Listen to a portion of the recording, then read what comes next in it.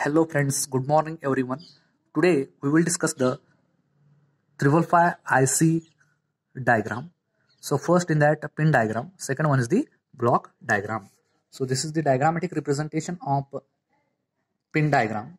First pin number is the ground terminal. So by using this ground terminal, all the voltages are measured with respect to the ground terminal. Pin number 2, trigger terminal.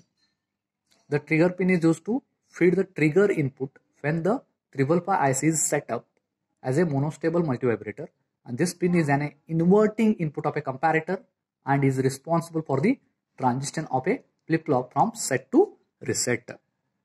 Pin number 3, output terminal. The output of the timer is available at this pin. There are two ways in which load can be connected to the output terminal. One way is to connect it between output pin number 3 and ground pin number 1, or between pin number 3 and supply pin number 8.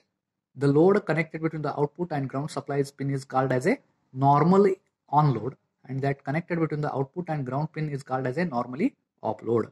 So next one is the pin number 4, reset terminal. Reset terminal. Whenever the timer IC is to be reset or disabled, a negative pulse is applied to pin number 4 and is named as a reset terminal. The output is reset irrespective of the input condition. When this pin is not to be used for reset purpose, it should be connected to plus VCC to avoid any possibility of false triggering. So next pin number is controlled voltage terminal. The threshold and trigger levels are controlled using this pin. The pulse width of the output waveform is determined by connecting a pot or bringing in an external voltage to this pin. The external voltage applied to this pin can also be used to modulate the output waveform. Therefore, the amount of voltage applied in this terminal will be decided when the comparator is to be switched, and therefore the changes the pulse width of the output. When this pin is not used, it should be bypassed to the ground through 0.01 microfarad to avoid any noise problem. Next one is the pin number 6, threshold terminal. So this is the non-inverting input terminal of the comparator 1, which compares the voltage applied to the terminal with a reference voltage 2/3 VCC.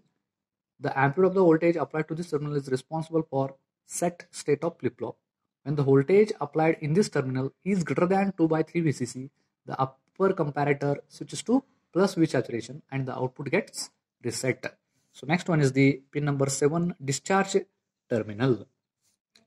This pin is connected internally to the collector of transistor, and mostly a capacitor is connected between this terminal and ground. It is called a discharge terminal because when transistor saturates, capacitor discharges through the transistor. When the transistor is a cutoff, the capacitor charges at a rate determined by the external resistor and capacitor.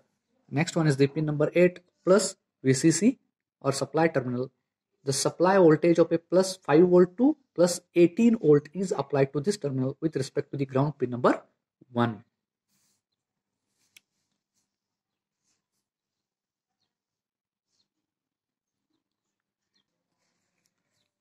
Next, we'll move on to the construction and working of block diagram of 555 IC timer. So first of all, 555 IC timer as shown in the figure. A 555 timer has a two comparator, that is upper comparator and lower comparator, which are basically two operational amplifiers, and it also consists of a RS flip-flop and two transistors Q1 and Q2, and last one is the resistive network. So first, resistive network consists of a three equal resistors, that is 5 kilo ohm. That's why it is called as a 555 IC timer and act as a voltage divider. Second one is the comparator 1. Comparator 1 compares threshold voltage with reference voltage plus 2/3 VCC volts and second comparator 2 compares the trigger voltage with reference voltage plus 1 by 3 VCC. Next one, the output of both the comparators is supplied to the flip-flop. The flip-flop assumes its state according to the output of two comparators.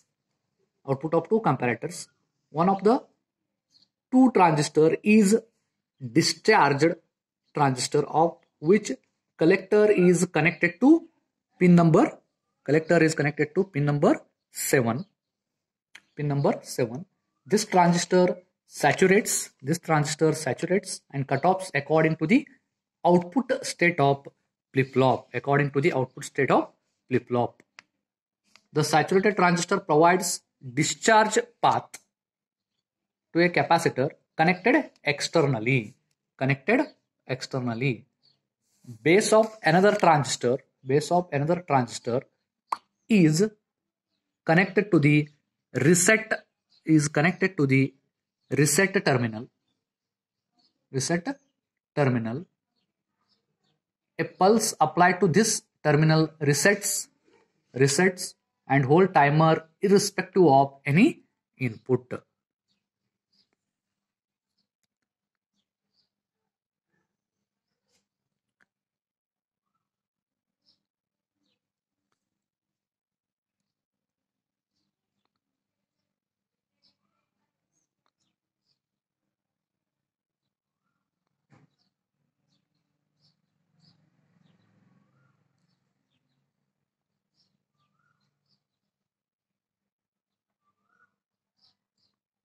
Thank you.